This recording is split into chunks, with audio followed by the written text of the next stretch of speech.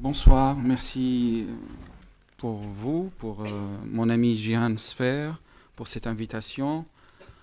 Je vous avoue que, en tant que concerné direct de la tuerie en Syrie, je ne veux pas être le scientifique que les étudiants aimeraient entendre.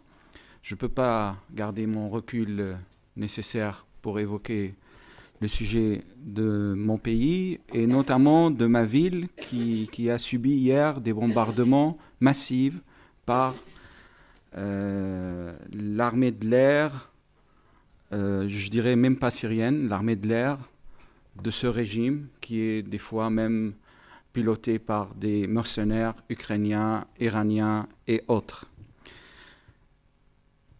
Chaque fois que je m'adresse à un public européen, je me pose la question s'il est nécessaire de rappeler la réalité ou les faits ou les chiffres. Et je pense que ce n'est pas nécessaire parce qu'il y a suffisamment d'informations sur le sujet. Mais je constate à la fin de mon intervention que l'ignorance involontaire ou volontaire règne.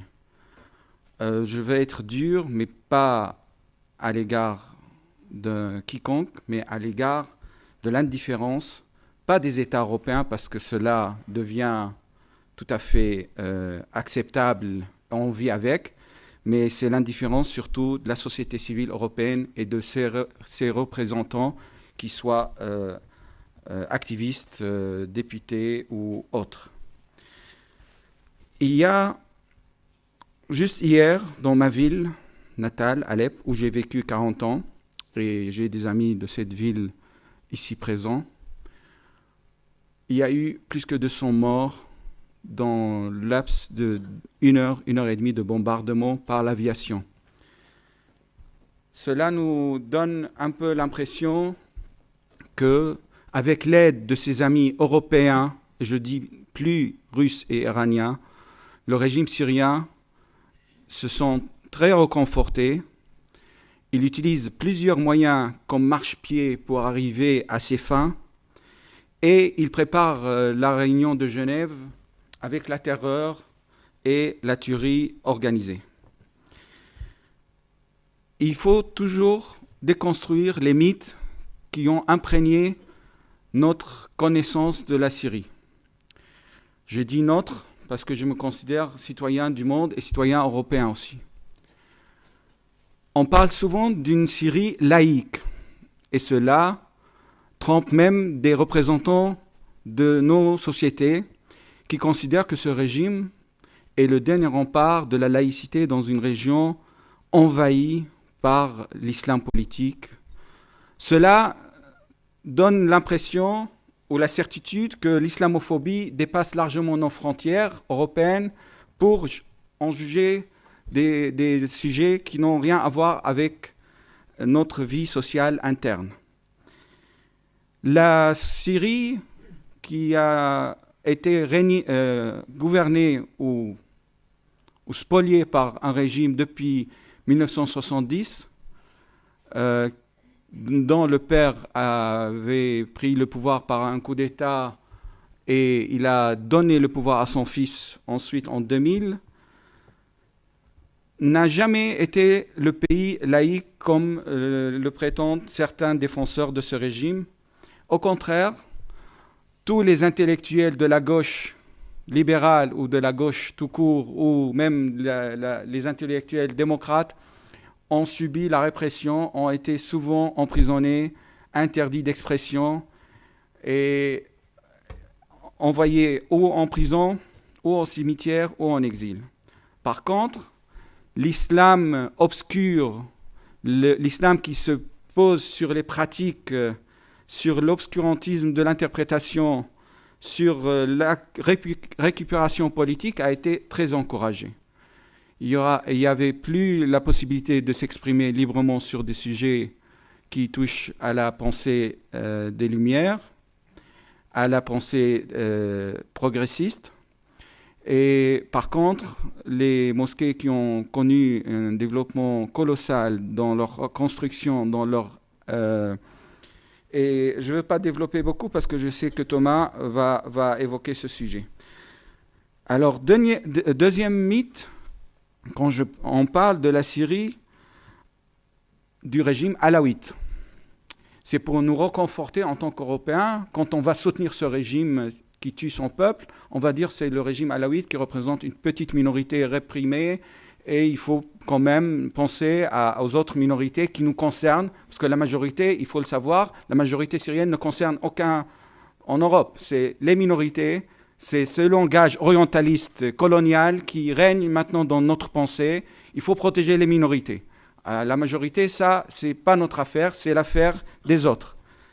Et les alaouites, comme minorité religieuse, ont toujours été aussi victimes que le reste du peuple syrien de ce même régime.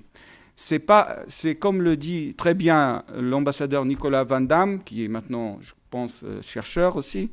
Il dit c'est le pouvoir, c'est la minorité du pouvoir et c'est pas le pouvoir d'une minorité. Et quand on regarde bien cette phrase, on comprend très bien que ce pouvoir s'appuie sur ceux qui croient en lui, qu'ils soient de la majorité religieuse ou des minorités religieuses. Il a instrumentalisé la question religieuse et il a pris en otage plusieurs communautés.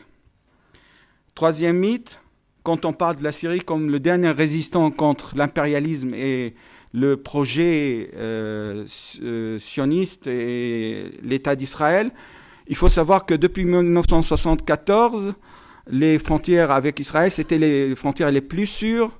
Il faut savoir que le nombre des victimes palestiniennes qui ont été assassinées, que ce soit en Syrie ou au Liban, dépasse largement ce qu'on peut imaginer. Tal Zatar en 1976 à Beyrouth, 5000 morts parmi les civils, je dis bien, et ainsi de suite.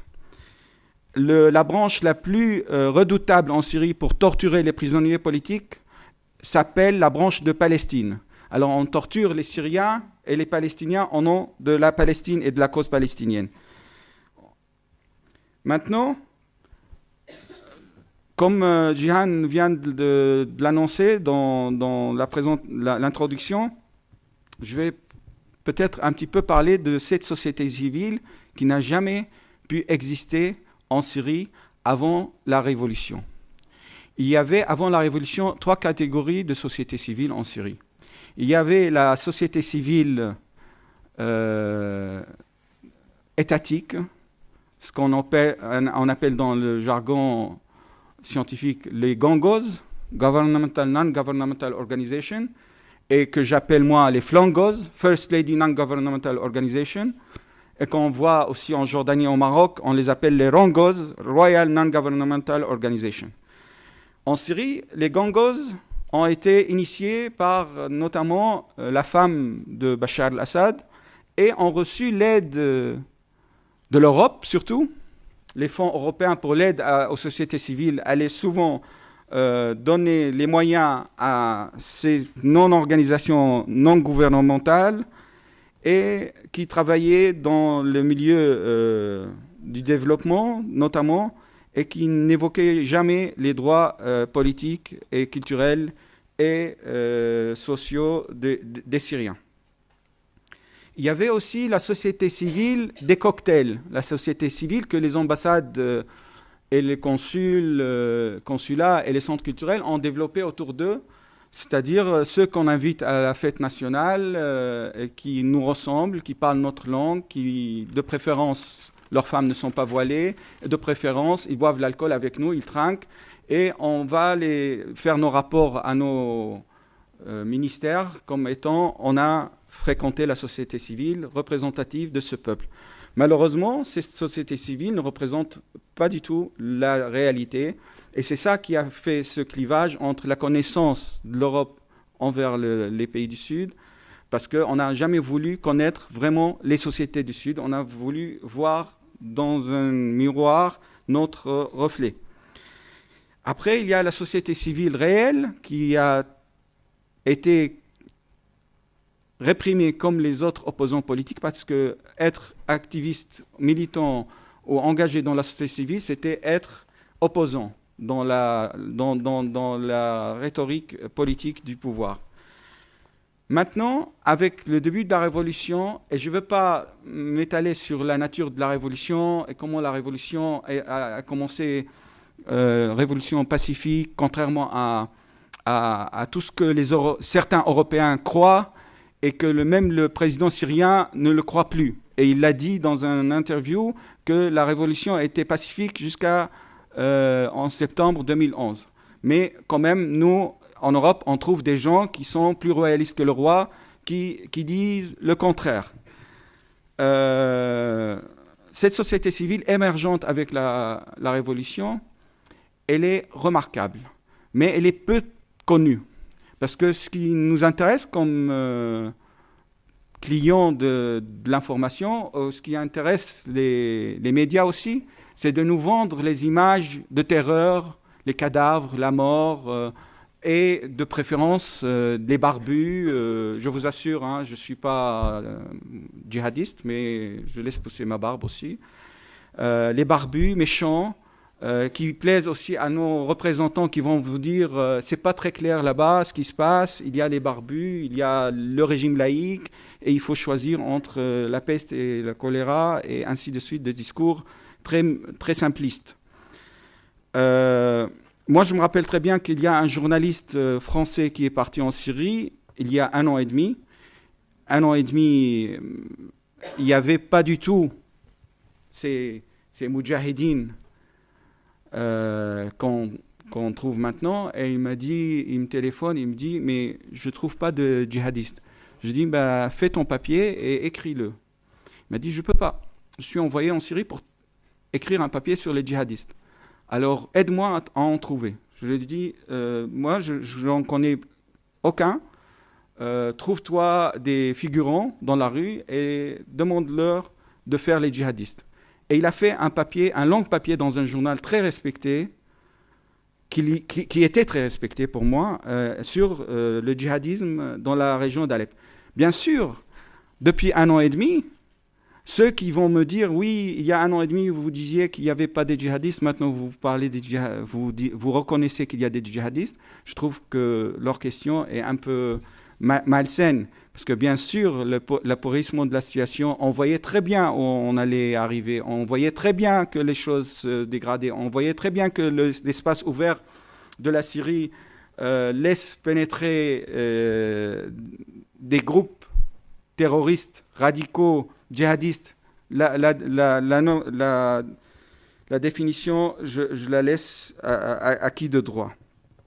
Il y a plus que 600 organisations civiles maintenant qui travaillent à l'intérieur de la Syrie et à l'extérieur. Des jeunes garçons et filles qui font un travail colossal. Et malheureusement, on n'en voit rien dans les médias. C'est des gens qui ont commencé la révolution par les coordinations locales. Ce sont des gens qui ont été, dès la première heure, dans les manifestations pacifiques, dans les grandes villes et dans les petites villes. Ce sont des gens dont certains ont pris les armes, mais la majorité est restée pacifique.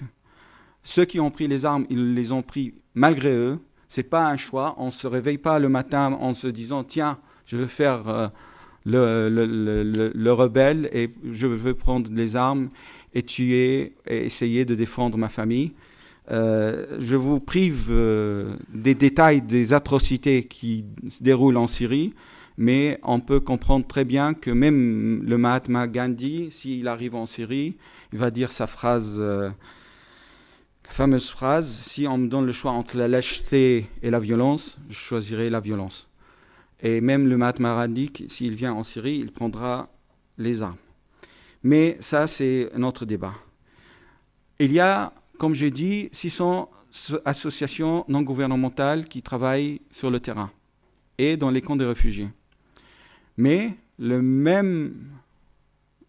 même maladie organisée et soutenue par des bonnes volontés, mais malheureusement qui dérive le travail de son chemin, c'est la question de financement. Maintenant, ces 600 organisations non gouvernementales ont commencé à faire un travail bénévole. Maintenant, pour nettoyer notre conscience en tant qu'Européens, on va aider la société civile syrienne émergente.